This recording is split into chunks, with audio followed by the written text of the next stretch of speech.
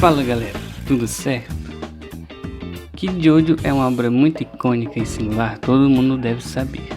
Porém, poucos estão cientes de como esse mangá impactou o mundo dos quadrinhos e animações japoneses.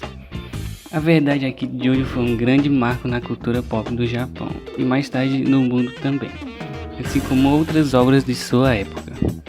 Por isso, nesse vídeo resolvi trazer alguns pontos que Jojo revolucionou no mundo dos mangás e, consequentemente, dos animes também.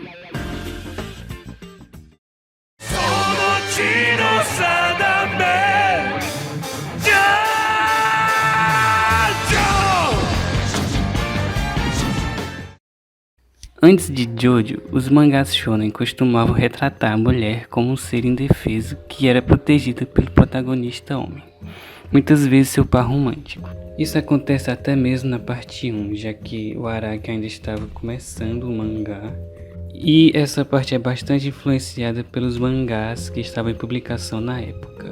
Porém, na parte 2, lançada em 1988, Araki decidiu fazer algo inimaginável na época.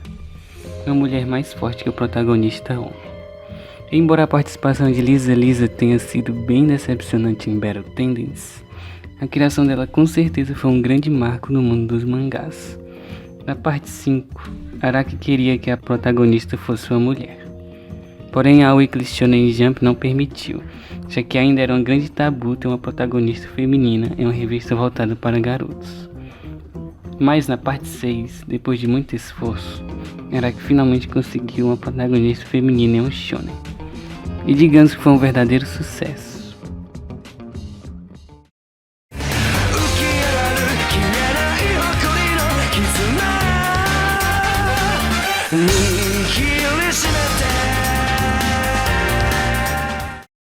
As partes 1 e 2 usavam como poder a energia Ramon, uma cópia descarada do Hokuto Shinken, o famosíssimo mangá Hokuto no Ken, até hoje considerado o pai dos shonens.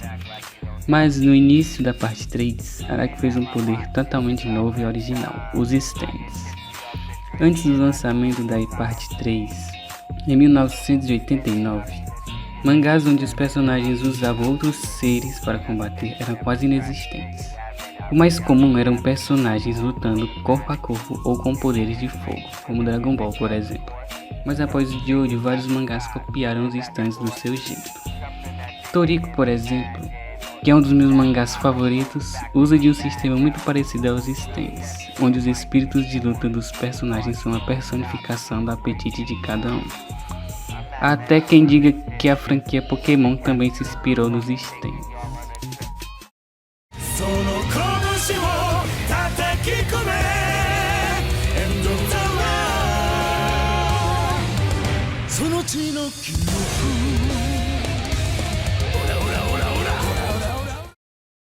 Na parte 1, um dos momentos mais chocantes para qualquer um que começou o Jojo é a morte do Jonathan.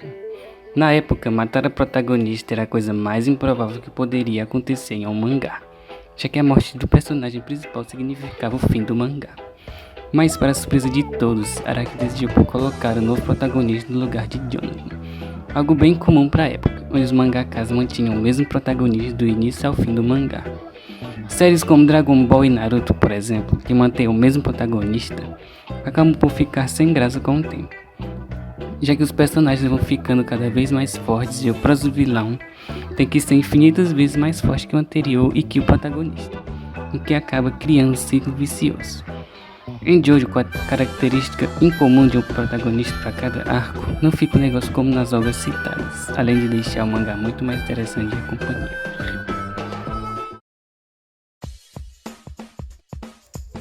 E então galera, sabiam de todas essas revoluções que Jojo fez no mundo dos mangás?